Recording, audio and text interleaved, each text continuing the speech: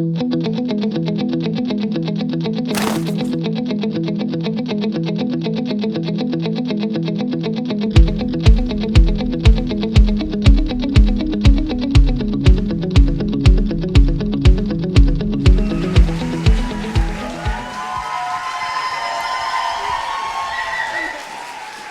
you. These days, politics just doesn't work anymore. There's not enough compromise and cooperation in Washington, D.C.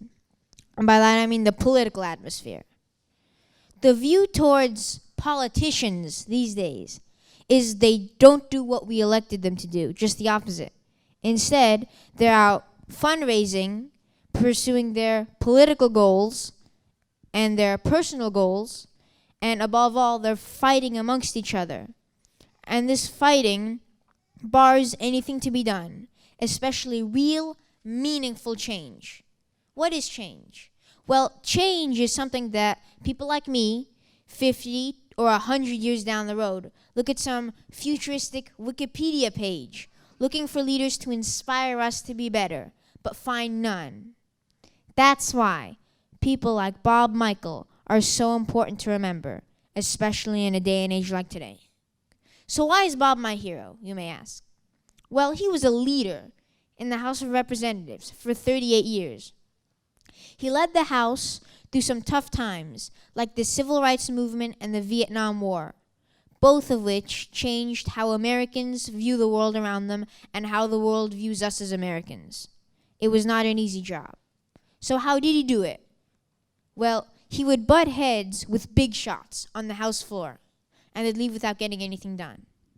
But Bob's goal was to reach win-win solutions, where everyone got a piece of the pie. So he'd go up, invite those same big shots, and they'd discuss the issues and get things done, how it should be. Ladies and gentlemen, please look at these two graphs. Each dot represents the ideology of one member of the United States House of Representatives in 1976 and today. Look at 1976. Parties got together. They got things done. But today, you can draw a line straight down the middle where the parties meet. It's like, don't touch the red dots, kids, or you may get burned. It shouldn't be like this. Back then, when politicians sat down to discuss the issues, compromise followed. The president acted. But today, every time we try to sit down and make something that people will remember 50 to 100 years down the road, it seems like politicians just can't play nice in the sandbox. And it benefits no one. Politics is all war these days. Democrats versus Republicans. But Bob Michael served his country in World War II. Like any veteran can tell you, war causes destruction. So when he came back to the House of Representatives after his war career, he saw that he had to build his leadership, a successful one, around compromise and cooperation with those he may not agree with but respect. Today's leaders could learn a lot from Bob. The value of compromise and cooperation and dealing with others how you would deal with yourself. As Mahatma Gandhi once said, an eye for an eye makes the whole world blind. When was there a time when cooperation and compromise made a difference in your life? Recently, I had to compromise and cooperate with my family. 6 years ago, you'll see, 6 years ago, I built that table. A month ago, my family bought furniture and wanted to move it around. And that involved chopping up the table. I was, of course, opposed on this issue, but my grandma came, saw the table, and said, Yasha, dear, you have to know this table is not working.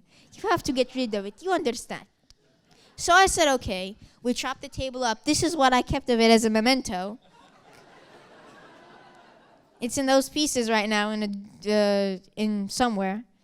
And so you can see how this is on a small level, but if on a national level, things could get done. I personally want to thank Bob Michael for helping me to be a better cousin, a better son, a better grandson, and a better friend. by teaching me the value of compromise and cooperation with my peers. Imagine where we would be in this country right now if they followed Bob's, mine, and your examples of cooperation and compromise. In closing, ladies and gentlemen, please, every politician has contact information on their website. When you leave here today, take them up on the offer. Call them and tell them to take action by compromising and cooperating with your fellow congresspeople like Bob Michael taught us years ago. Thank you.